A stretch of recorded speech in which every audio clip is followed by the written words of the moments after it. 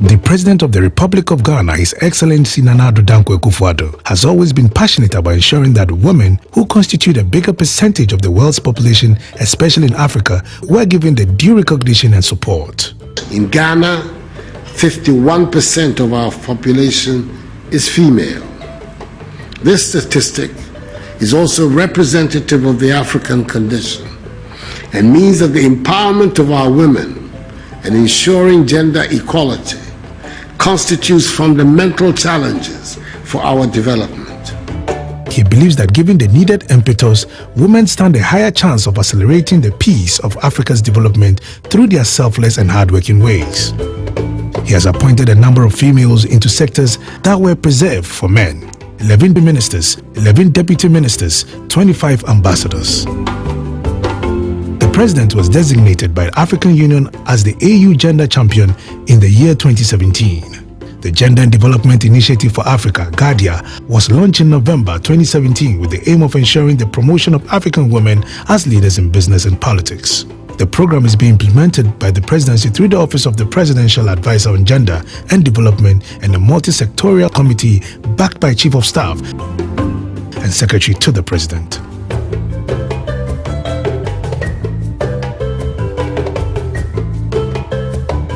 Gadia is also working on programs to support vulnerable men and boys as well. Mr. President, Nana, there will be a gap because I will be leaving as the only woman president of Africa, and you're taking on that responsibility to promote women in politics and in business, as evidenced by this meeting today. We will look to you to lead that effort to help us to identify those many, many women today who stand on the threshold just waiting to make the last big jump. The goal of the UN 2030 SDGs is to promote global development, quote, that leaves no one behind, unquote. It is worth noting that SDG number 5 talks about achieving gender equality and empowering all women and girls. Held at the Flagstaff House in November 2017, President charged 7 businessmen at the Advocates Charge Awards, GAC, to ensure that they promote gender equality in their corporate environment. He also noted that the need to make gender equality the private sector's business is an urgent task to create wealth for women in the country. Let me welcome you once again to the Maiden Award ceremony as we confer awards on deserving recipients. Let us be reminded of the words of our illustrious compatriot, the former UN Secretary General Kofi Annan, who said, and I quote, "Gender equality is more than a goal in itself. It is a precondition for meeting the challenge of reducing poverty, promoting sustainable development, and building good governance," unquote. Speaking to the crowd of participants at the 2017 Global Citizen Festival on the sidelines of the UN General Assembly in New York, the president pledged his support to ensuring that gender equality is achieved in Ghana.